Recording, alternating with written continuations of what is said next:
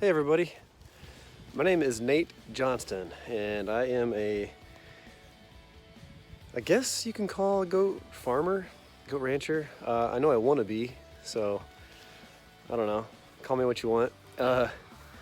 We have goats, we raise goats, and I just thought I would start some videos for you, just kind of showing what we do and why we do what we do.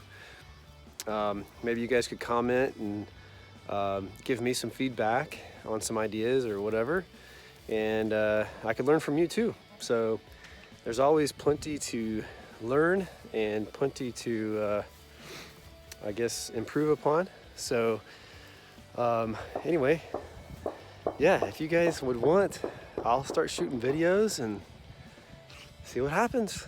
So stay with us, let's get started. All right, guys. So figure we go ahead and get started. First thing would just be to show you what we kind of got here. You know, like you can kind of get a visual of what we're working with and what we have here, maybe compared to what you're wanting or compared to what you have. And it's really helpful, I found, to find a video online that shows a farm that's similar in size or setup as yours, and then that way you can really compare, like, oh, they're, you know, what they're doing versus what I'm doing, kind of thing. So I just wanted to show you what we got here. We got a 24 by 36 barn. It's fully enclosed except for this opening here. I just threw together a round bale cradle just out of some scrap wood and like strapped some metal on the top of it, just to not have to put screw holes in the metal yet, because that's not a permanent structure. I'll redo this summer when it gets warm, and we will make it to where I can move it around next winter. So we'll put it on some skids so I can pull it around with the tractor and not just have it right here at the barn door. Yeah, so we got a pasture out there. That's our larger pasture out that way. And then we got a gate down here. Man, this sounds like an automatic. I don't know, I'm not a big gun guy, but you guys tell me, is that an automatic? My goodness. Anyway, and we can run these goats through here into another pasture on this side, so we can rotate them a little bit. We're gonna break it out into probably 4 paddocks or 5 paddocks minimum next year. That way we're running them about a week at a time on each paddock to keep the parasite load down and give the pasture some rest. If you guys got any more questions about that, what the plan is with that, just let me know. We'll be happy to answer those questions. We raise commercial goats. Excuse me. Raise commercial goats, usually just for meat, but we've had a lot of people come to the farm and buy from us that's wanting to start a herd, and they just buy, you know, 3 or 4 does or something like that. So that's typically what we do. We do have some registered stock. So this one right here, she's 100% registered doe. The buck that's right in front of her, he's 100% registered buck, ABGA. And we got one in here that's also a doe. She's fully registered. This one here, 100% registered boar. And then he is also a 100% registered buck. We got some kids that got born a little early.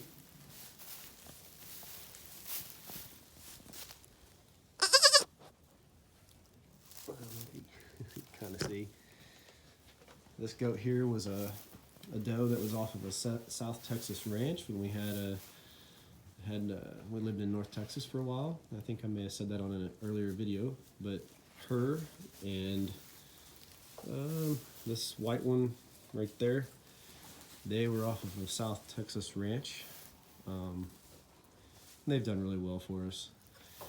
She got into the heat lamp a little bit. Almost had some barbecue goat.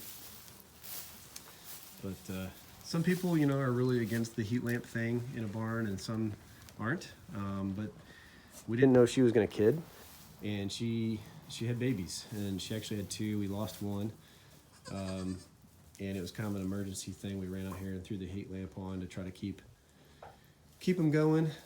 We're not turning it on anymore. I need to get it out of there. I've got this set up now. The light's not on, but the little baby can go in there, and then there's a heat lamp dropped down in there to keep that space warm. But that helps. You always gotta have a barn cat. Anyway, so I'm feeding round bales. We feed Orchard alfalfa hay. There's some more square bales for emergency, but the round bales have really made it a whole lot less labor intensive, and it's hard to go back to squares once you've done rounds. So you need to get off the round bale there, Lee. Like I said, all our girls are pregnant, so we're all going to be kidding from basically next week. She's kidding. I think she's due, next week, and we got some that are due very close to the same date, and then the rest are pretty much due in March and after. So we'll have a lot of kids running around here this spring, which will be good. But anyway, if you guys have any questions, just let me know. We will love to help you out and help you get started. And any questions on goat breeds, or how many, or medications, or stuff like that, feel free just to ask. No question is a bad question. I mean, it's if you're just getting started, don't hesitate to ask a question that you may feel like isn't a good question, because it is. It's absolutely a good question. So please ask. We'd love to help you. And in the meantime, we'll just keep doing our thing here and try to still give you some information with these videos. All right, guys, thanks for watching.